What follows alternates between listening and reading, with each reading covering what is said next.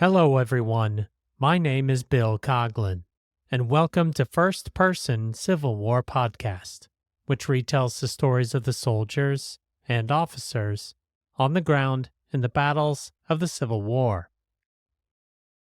Episode 33 is entitled Captain William H. Chamberlin in the 81st Ohio at the Second Battle of Corinth, and relies on his book, History of the 81st Regiment Ohio Infantry Volunteers during the War of the Rebellion, which he published in 1865. William Henry Chamberlin was born in Ross County, Ohio in 1833. Before the war, he was a school teacher and saved up to attend Miami College at Oxford, Ohio. He was still a student at the college at the outbreak of the Civil War, and decided to enlist as a first lieutenant on 30 August 1861 in what would become Company C of the 81st Ohio. The formation of the 81st Ohio was unique compared to most regiments of the Civil War. The regiment formed around the 20th Ohio once it completed its 3-month service. Rather than raising a regiment under the control of a state government, Colonel Thomas Morton, the 20th Ohio's commander, opted to raise his regiment under the command of Major General John C. Fremont, who, through his influence, the orders of the War Department were such that anyone could enlist men for his army and could have them muster singly or in squads or companies and forwarded to his headquarters at St. Louis. Morton's Independent Rifle Regiment, as they called themselves, formed in Ohio, but they were not the only regiment of this kind in that state. Colonel Morton sent his first full company to St. Louis, but these men were assigned to a separate independent regiment, and 2 more companies slated to join with Colonel Morton were also diverted to yet another independent formation. The state of Ohio, being concerned about enlistment numbers and more of these kinds of regiments, decided to intervene and put an end to these formations within its borders. Morton's Independent Rifle Regiment, with no change to its officers, reflagged as the 81st Ohio. First Lieutenant Chamberlin summed up the regiment's unique birth as an adopted child of the state, not one to the manor born. First Lieutenant Chamberlin in the 81st Ohio were assigned to the Army of the Tennessee, where it saw combat at the Battle of Shiloh and the Siege of Corinth from April to May 1862. On 7 May 1862, William H. Chamberlin promoted to captain and took command of Company C, which was still conducting siege operations. After the city's fall, the 81st Ohio participated in a brief pursuit of the Confederates toward Booneville, Mississippi, but eventually returned to Corinth, where it assisted in erecting fortifications around the city. By September 1862, several Confederate armies were on the move in the West, with General Braxton Bragg's march into Kentucky and Major General Earl Van Dorn's advance with the Army of West Tennessee upon Corinth, Mississippi, with the overall objective of seizing the critical railroad juncture there before marching into Tennessee.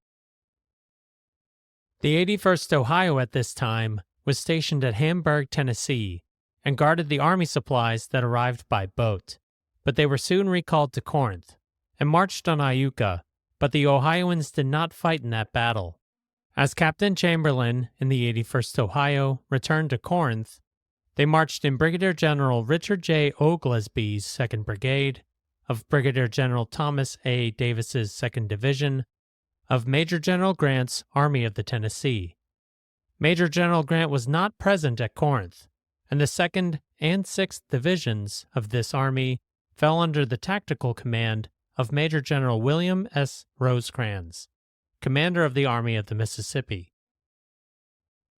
On 3 October 1862, Captain Chamberlin in the 81st Ohio, still south of the city, rapidly marched north. At 3 a.m., General Oglesby's brigade was formed on the color line, but rested until after daylight, when it, with the remainder of the division, marched off toward Corinth. When halfway to the town, artillery was distinctly heard to the northwest. It was the first intimation to many that a battle was about to be fought. As General Oglesby entered the town, it was evident that something was going to happen. Troops were moving in every direction. Teams were driving at breakneck speed, and all the usual business appearance of the town was giving way to inextricable confusion. At the same time, the sound of artillery grew more distinct and nearer. The 2nd Division managed to occupy the center of the Union line before the Confederates began their advance. Though in position, Captain Chamberlin remarked at their precarious situation. The 2nd Brigade went into the rebel works, meaning the old siege works, a half-mile further to the right. That was from the 3rd Brigade, while the 1st Brigade was on its right. The line, thus partially covered by but little over 2,000 men, was nearly 2 miles in length. The regiments were stretched to their utmost capacity in a thin line, but yet there were immense gaps which could not be filled. As Colonel Morton prepared his men for the Confederate assault, he realized the ground in front of them was not favorable for a defense. His report also elaborated on how big the gaps were in the line on the far left of the 2nd Division. The nature of the ground in our front offered a cover to his forces until within a few yards of our line. On our left, there was an unoccupied space of at least 3/4 of a mile. On our right, and between my command and the 12th Illinois, a like unoccupied space of several hundred yards. Through the latter space, the enemy first entered the works. The Confederates that advanced upon the 81st Ohio and the rest of the 2nd Brigade were the Arkansans, Texans, and Alabamans of Brigadier General John C. Moore's brigade. We were now ordered forward to assault the enemy's works. We advanced in a well-preserved line of battle, considering the difficulties of the ground, and on reaching the fallen timber in front of the enemy's entrenchments, we charged and carried the enemy's works with but little opposition, except on our left. Captain Chamberlin in the 81st Ohio posted next to an artillery battery and witnessed a brief artillery duel between them and 2 pieces the Confederates had just captured. This was but a brief exchange before the general advance. But with unlooked impetuosity, the rebels, in overwhelming numbers, rushed forward from their cover into the abattis, and with demonic yells, meaning the rebel yell, moved upon our weak line. The crash and rattle and din that followed was the struggle of 2 great monsters, terrific but brief. In 5 minutes, from the time the rebels emerged from the woods, they had pierced our line, captured several pieces of artillery, and driven us from our works. The entire Union line north of Corinth retreated from the occupied works, but it was not a rout. The Union line eventually reformed, and Colonel Morton and Captain Chamberlin both noted that the 81st Ohio anchored around a white house. While regimental officers confirm a general narrative with the source material, it is at this white house where Captain Chamberlin distorted the narrative. The rebels confidently pressed on, but our lines, now being compact and without gaps as before, we maintained our position with firmness. On came the rebels. Our troops, lying close to the ground, were unhurt by the rebel balls.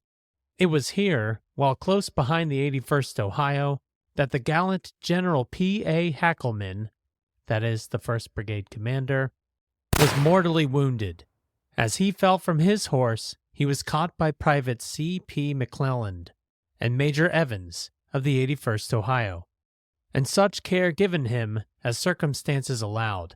All at once, as if by magic, the long line arose, nerved to action by the sight of this beloved, dying general, and with cheers that spoke the determination of their hearts, every man sprang forward, Forward! Borne by the brave-hearted men, sped the bright banners of every regiment. It was a grand sight. According to Colonel Thomas W. Sweeney, who took command of the 1st Brigade after Brigadier General Hackelman's death, it seems the death of this officer, while around the same time of the Union advance, was not the trigger of the countercharge. The 2nd Division fell back about half a mile, but the enemy appearing on our left flank, our lines fell back still further and took up a position in front of the White House. This brigade occupying the extreme right. He describes how the brigade arrayed itself with final placement of the regiments when at 2 p.m. they appeared in his front. It had hardly been placed in line when the enemy burst from the woods in front in magnificent style, in columns by divisions, and moved swiftly across the field until within point-blank range. Our men, who had been ordered to lie down, now rose and poured in their fire with such deadly effect that the foe, after a short but sanguinary struggle, reeled, broke, and fled in dismay. Again they advanced, but were forced back at the point of a bayonet with great slaughter, our men driving them across the open field and into the woods. Colonel Sweeney's report also sheds light on why Brigadier General Hackelman was in the vicinity of the 81st Ohio and not his own brigade. Just at this juncture, part of Mower's brigade moved up to our support. But before they could be deployed into line, they became panic-stricken and broke in confusion. It was while endeavoring to rally these men that Generals Hackelman and Oglesby were wounded.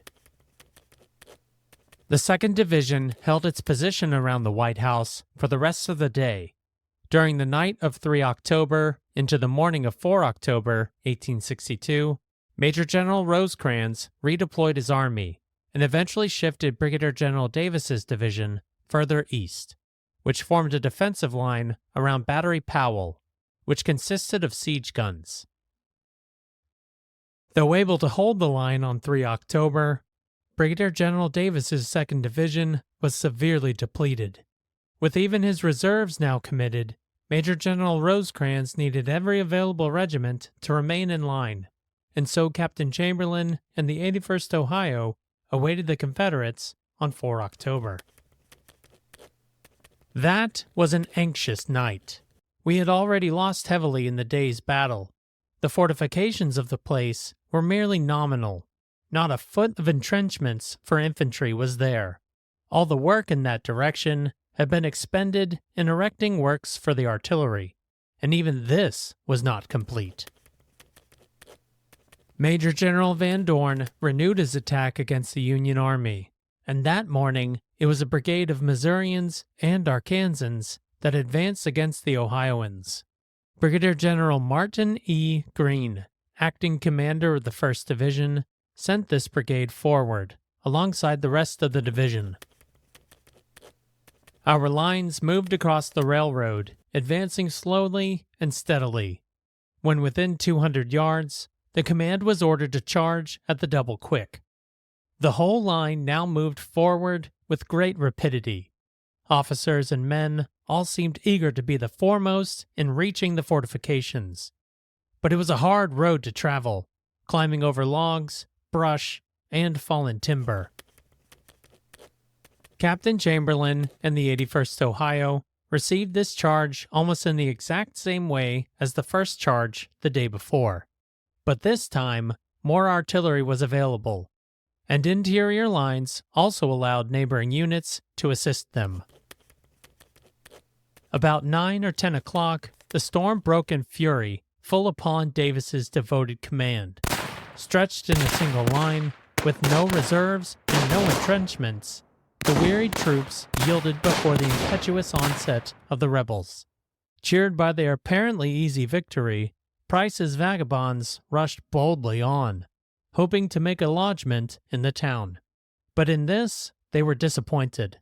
Hamilton's artillery and infantry, meaning the 3rd Division, poured death into one flank, The ponderous siege guns and lighter pieces of Battery Williams and Robinette threw their deadly iron hail into the other flank, while Davis's division, rallying, turned upon their pursuers and hurling destruction upon their front, almost literally annihilated them. For a division to take the brunt of an assault 2 days in a row and still manage to rally and fight on is commendable. But let's revisit the charge of the 2nd Division at the White House. On 3 October, as Brigadier General Hackelman fell mortally wounded, it was no doubt a pivotal moment for Captain Chamberlin and the 81st Ohio, as they joined in the advance of the 2nd Division. But the entire division did not advance because of this one event. Several reports support this. The commander of the 12th Illinois, in the same brigade as the 81st Ohio, wrote in his report that he received an order to advance upon the Confederates, but did not mention the brigade commander's death as a factor in the enthusiasm of the men during the advance. A similar statement is found in several other regimental and brigade commander reports following the battle. Brigadier General Davis, in his report, assessed a good time to charge, which just happened to coincide with Brigadier General Hackelman's mortal wound. The enemy's fire was too high, while our men planted their shots with great precision, and after a well-directed volley, the order was given to charge, when the enemy was forced back at the point of the bayonet with great slaughter, across the open field and into the woods beyond. Captain Chamberlin promoted to the rank of major and remained in the 81st Ohio until 15 September 1864. Following the capture of Atlanta, he resigned his commission. This meant he was absent from the regiment's participation in Sherman's March to the Sea and the fighting in South and North Carolina. The 81st Ohio Regimental Fund provided most of the money for William H. Chamberlin to write History of the 81st Regiment Ohio Infantry Volunteers during the War of the Rebellion. The Regimental Fund also provided a free copy to all members, but funding beyond this became limited. Including pictures with the book was an extra expense, and William H. Chamberlin only allowed surviving officers to include their pictures at their own expense. No one will regret more than myself the absence of many familiar faces, especially of the dead, but it is too late now to remedy it, and I feel that I have used every means in my power without success. The design of producing this little work originated in the belief that such a record, in a permanent form, would be acceptable to the living as a memento of their suffering and services in the War of the Rebellion, and that it also might serve as a slight tribute to the memory of those gallant and heroic members of our regiment who have laid their lives upon their country's altar. Thank you for listening to the 33rd episode. The link to Captain Chamberlin's book is now available on the podcast website, firstpersoncivilwarpodcast.com. On Facebook, Instagram, X, and LinkedIn this week, you will find a picture of William H. Chamberlin as a major in the 81st Ohio. Links to all social media accounts are located at the top of each web page, so please give them a follow. In 2 weeks' time, Private John W. Munson of Company B, 43rd Virginia Cavalry Battalion, also known as Mosby's Rangers, provides next episode's first-person account at the action at Mount Zion Church. My name is Bill Coughlin, and thank you for listening to First Person Civil War Podcast.